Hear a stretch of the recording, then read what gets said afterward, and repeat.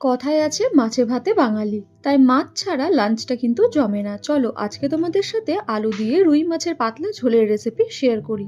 প্রথমে 5টা মতো রুই মাছের পিস লবণ হলুদ দিয়ে ভালো করে ম্যারিনেট করে দিলাম। এরপর কড়াই গরম হলে তার মধ্যে দিয়ে দিলাম পরিমাণ অনুযায়ী সর্ষের তেল। তেল থেকে এভাবে ধোঁয়া ছাড়তে লাগলে একে একে লবণ হলুদ মাখিয়ে রাখা মাছের পিসগুলো এর মধ্যে দিয়ে দিলাম। গ্যাসের ফ্লেম মিডিয়াম টু হাইয়ে রেখে মাছের পিসগুলো লাল করে দুই পিঠটা আমরা ভালো করে ভেজে নেব। দুই পিঠ ভালো করে ভাজা হয়ে এলে মাছের পিসগুলো তুলে নিলাম এবং সেই বেঁচে যাওয়া তেলে অ্যাড করলাম 1 চা চামচ পরিমাণে কালো জিরে। কেটে রাখা একটি মিডিয়াম সাইজের আলু এর মধ্যে দিয়ে সেইগুলোকেও আমরা লাল করে ভেজে নিলাম। আলু ভাজা হয়ে গেলে কুচি করে রাখা দুটো মিডিয়াম সাইজের পেঁয়াজ এর মধ্যে অ্যাড করে নিলাম। এরপর পেঁয়াজ সহ আলুটা ভালো করে নেড়েচেড়ে নিয়ে একটি বড় সাইজের টমেটো স্লাইস করে কেটে নিয়েছি, সেইটাও এর মধ্যে অ্যাড করে দিলাম। সমস্তটা 2-3 মিনিট ভালো করে নেড়েচেড়ে নেওয়ার পর যখন টমেটোর খোসাগুলো এইভাবে ছেড়ে আসছে তখন এর মধ্যে দিয়ে দিলাম 2 চামচ পরিমাণে আদা রসুন ও কাঁচা লঙ্কা বাটা।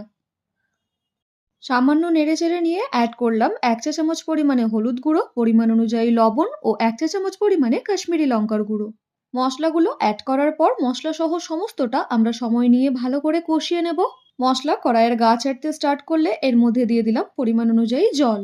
জল দেওয়ার পর সমস্ত মশলাটা একবার আমরা ভালো করে নেড়েচেড়ে নিয়ে এরপর গ্যাসের ফ্লেম মিডিয়াম টু হাই রেখে ঢাকা দিয়ে এটা আমরা 5-6 মিনিট পর্যন্ত আলুগুলো সেদ্ধ হতে দেব।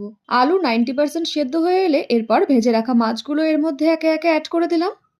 1-2 মিনিট ভালো করে ফুটিয়ে নেওয়ার পর ওপর থেকে ছড়িয়ে দিলাম কিছু পরিমাণে কুচিয়ে রাখা ধনেপাতা।